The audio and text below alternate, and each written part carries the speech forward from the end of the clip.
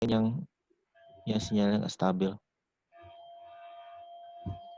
Oke, setelah audit program berarti kita sudah masuk ke sampelnya. Oke, sampel size-nya asumsi aja. Di data kan ada, gitu ya. Sampel size untuk piutang. Di data kan ada kan? Ini kebetulan populasi kalau nggak salah piutangnya. Iya nggak? Customer-nya nggak terlalu banyak, semuanya dikonfirmasi. Populasi ini. Betul ya?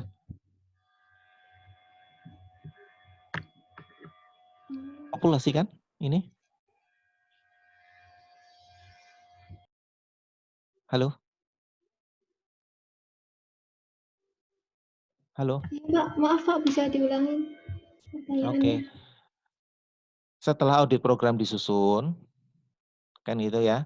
Langkah berikutnya adalah auditor menentukan luasnya, sampelnya. Kan gitu? Iya Pak. Oke.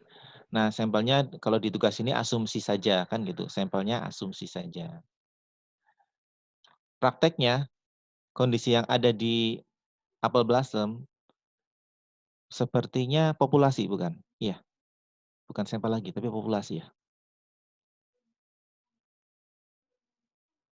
Iya enggak? Saya kurang paham sih Pak. Saya tidak menemukan atau belum baca keterangan mengenai sampelnya. Oke. Kan tertulisnya gini, tertulisnya di buku. Si auditor melakukan konfirmasi positif untuk saldo yang di atas 5.000, betul? Betul Pak. Betul. Artinya customer yang saldo 5.000 disampel semua, diuji semua. Kemudian lakukan konfirmasi negatif untuk sampel di bawah 5.000, ya kan? Ya, benar Pak. Oke. Di trial balance sama yang diuji semuanya sama enggak? Di trial balance dengan yang dikonfirmasi sama atau enggak? Sama kalau enggak salah. Di aging schedule-nya itu sama yang diuji sama enggak jumlahnya? Jumlah customer-nya maksud saya.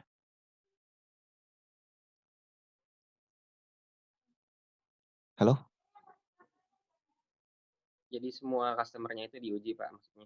Oke, ya artinya dia nggak sampel lagi, tapi populasi. Oke, iya nggak? Ya, Pak, Pak. saya mau tanya.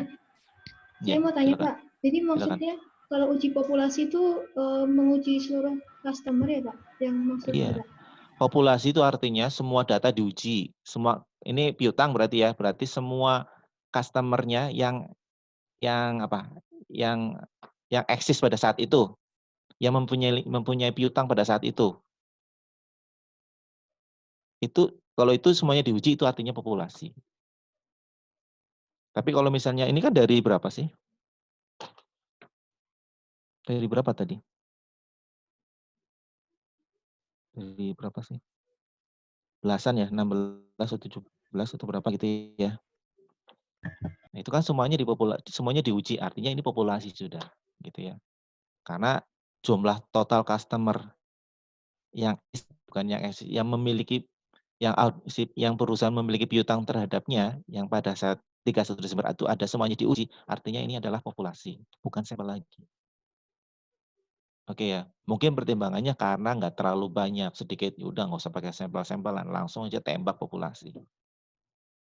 Oke, bisa dipahami ya? Bisa Pak.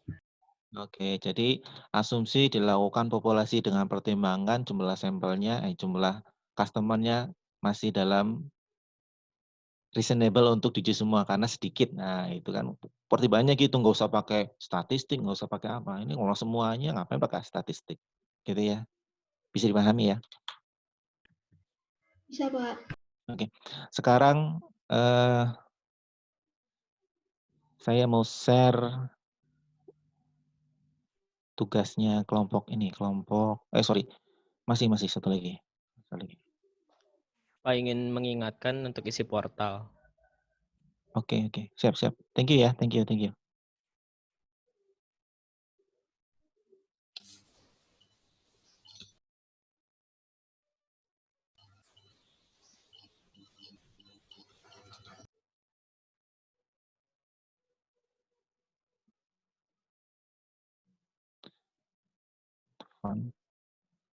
Kalau saya mau share tapi oh ini nih, sorry. Masih ada. Pak, Ya, bertanya, prosedur audit itu setiap siklus itu kan beda-beda ya Pak. Semuanya tuh udah ditentukan sendiri atau kita bisa ngira-ngira Pak? Atau mungkin ada contohnya di mana gitu Pak? prosedur audit. Ya, kan katanya kalau prosedur audit harus runtut. Betul. Misal kita kayak belum tahu setiap siklus runtutannya tuh seperti ini. Ah, pakai ini, pakai logikanya. Artinya berarti- gini. Jadi gini, ini kan kita lagi nguji piutang nih, oke ya, nguji piutang. Kita pakai logika piutang itu terdiri apa dan apa? Ada piutangnya itu sendiri, ada juga allowance-nya. Kan ada dua kan kondisinya kan? Iya Pak. Iya kan? Kita uji kewajaran masing-masingnya. Kita harus ngerti konstruksi berpikirnya atau konstruksi alur akuntansinya kan itu. Ya kan? Konstruksi proses bisnisnya harus ngerti si auditor. Begitu kan? Bahwa untuk melakukan allowance itu artinya harus ada data piutangnya dulu. Oh, berarti kita harus uji piutangnya dulu, kan gitu. Baru setelah itu kita masuk ke allowance-nya. Pakai logika seperti itu. Kita harus pahami alurnya perusahaan seperti apa. Oh iya Pak ya. Begitu ya. Begitu alurnya seperti itu. Jadi jangan terpaku dengan misalnya ada contoh misalnya ya. Dokumen apalah. Prosedur untuk ini adalah ini. Jangan paku terhadap itu. Ini ngalir atau enggak itu loh. Runtut atau enggak? Enggak mungkin lah kita mau mengaudit piutang tapi kita kerjain allowance-nya dulu. Mungkin enggak? Logik atau enggak? Enggak sih Pak. Enggak logik gitu loh. Nah, maksud saya seperti itu. Oh iya. Bisa dipahami maksud saya ya? Ngerti ya? Iya. Jangan sampai kalian tuh pertama melakukan aging schedule, ini bawahnya melakukan konfirmasi. Lah ini aneh namanya. Aneh.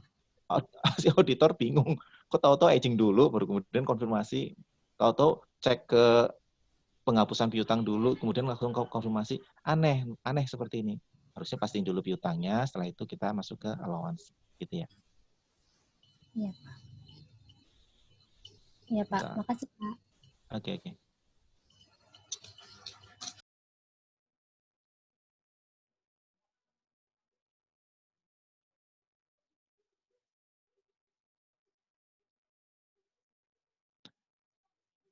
Masih ada waktu 7 menit. Ingetin 3 menit lagi ya, saya tutup portalnya, oke ya. Nanti ini terserah kalian. Ini nggak mungkin selesai pembahasannya. Mau diteruskan nanti atau gimana? Boleh Pak. Apa sudah? Mungkin untuk hari ini atau hari Rabu. Atau besok juga boleh. Oke. Kalau ntar siang bisa nggak sekalian aja bertuntas? Bisa, Pak. Kalau saya bisa Pak. Saya bisa juga, Pak. Sepakat Bisa, ya? Pak. Kira-kira siang jam berapa? Saya selesai kuliah itu jam. Kira-kira 1:30 lah. Atau sebentar dulu. 1:30 ya? Boleh. Siap, Baik, Pak. Pak. Udah. Oke, kita lanjutkan dulu.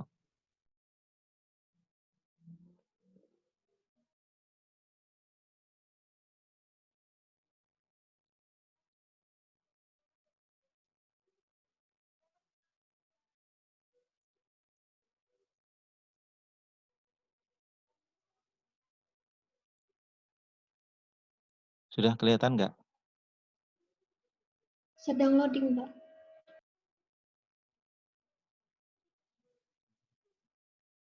Sharing saya belum kelihatan ya? Belum, Pak. Saya stop dulu deh.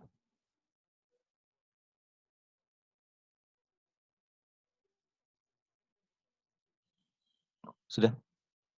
Sudah betul, Pak.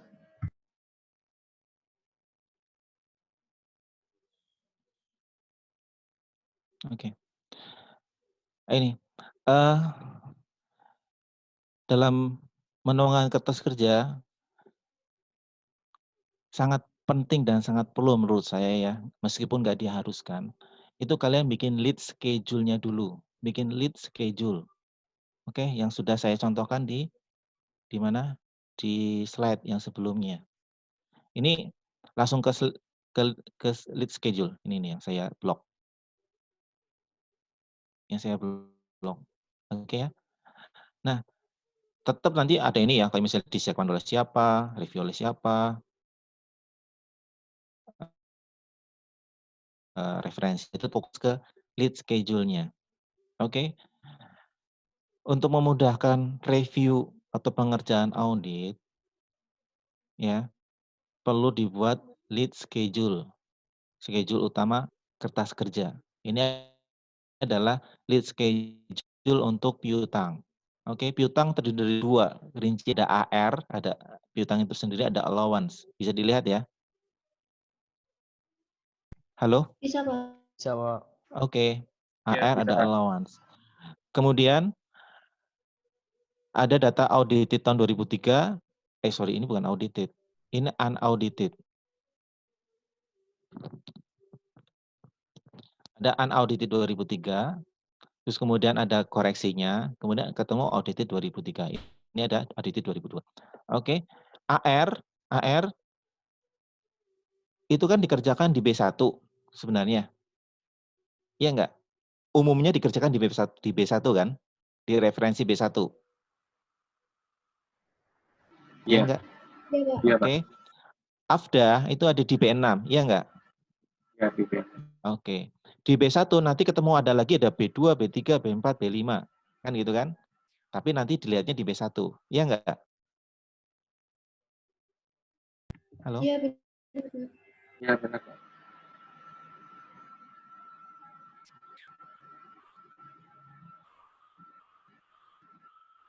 Sebentar.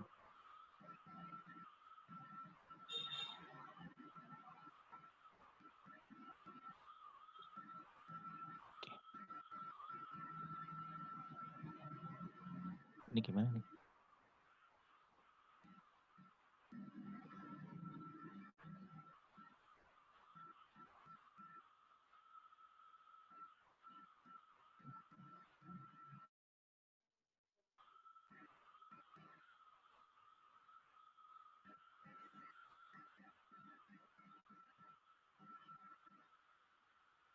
Kelihatan udah? Kelihatan, Pak. Oke. Ya. Eh, saya gerak-gerak bisa ya? Gerak-gerak ya? Iya, Pak. Oke. Oke ya.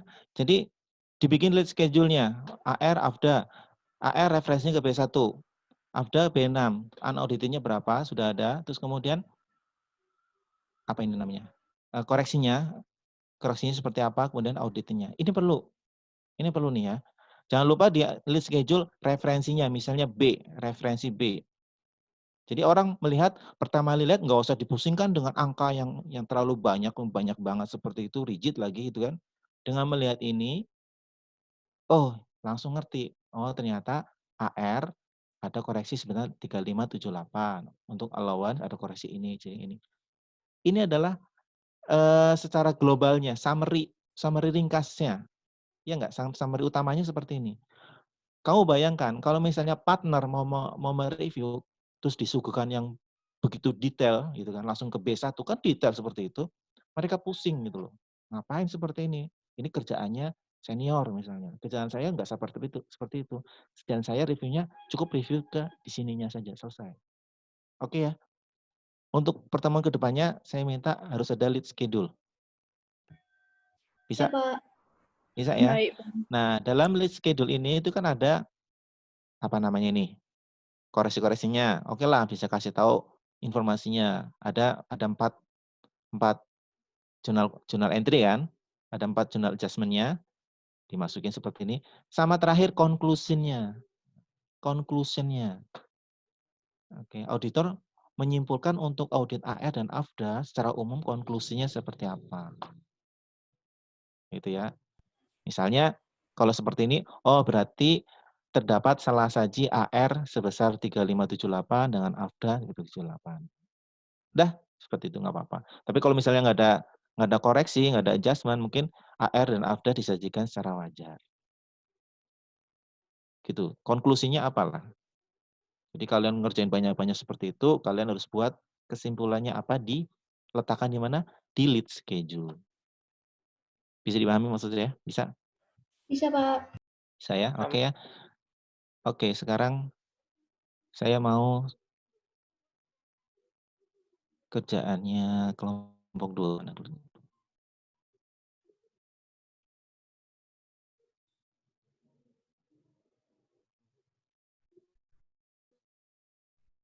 Oke. Kelompok 2 TOC-nya ini asumsi, substantif tes. Oke. Nah, kertas kerja ini kelihatan? Masih loading, Pak. Masih loading.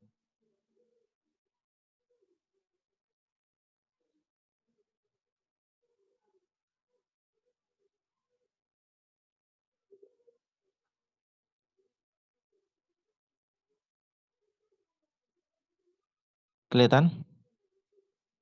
Sudah, Pak. Kelihatan, Sudah, Pak. Pak. Oke. Kertas kerja ini kan B1 ya. Oke. B1 kan ini? Iya, Pak. Iya, Pak. Ya, nah jangan lupa atasnya dikasih. Review siapa, disajikan oleh siapa, direview oleh siapa, kertas kerja apa. Terus kemudian ada referensinya B1. Nah, jadi nge-link dengannya delete schedule yang tadi gitu loh. Ketika dilihat B1 langsung muncul, ini tampilannya seperti ini. Oke? Bisa dipahami ya? Bisa, Pak. Oke, terus kemudian di sini ada BB sekian ini. Berarti harus ada kertas kerja B5.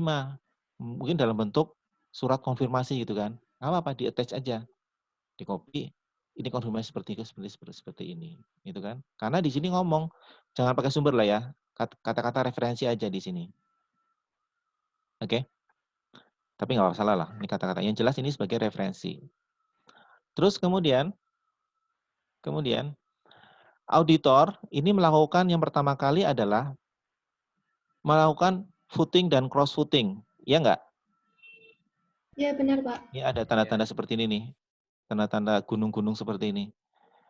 Ketika reviewer membaca, meskipun maksudnya ngerti, tapi bisa jadi, apa nih maksudnya? Gambar apaan gini? Gunung-gunung seperti ini. Nah, kalian perlu di sini kasih keterangan.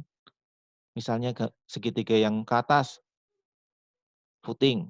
Yang kayak gini, yang segitiga ke kiri, cross footing. Nah, misalnya seperti itu. 2 some cross footing, some footing misalnya seperti ini. Itu dikasih informasinya di sini, keterangan. Bisa dipahami maksudnya? Iya, bisa, Pak. Nah, seperti itu. Ini kenapa seperti ini? Karena ketentuan di standar adalah auditor menuangkan apa yang dia lakukan di kertas kerja. Oke? Footing dan cross-footing adalah kerjaan kalian, kerjaannya auditor.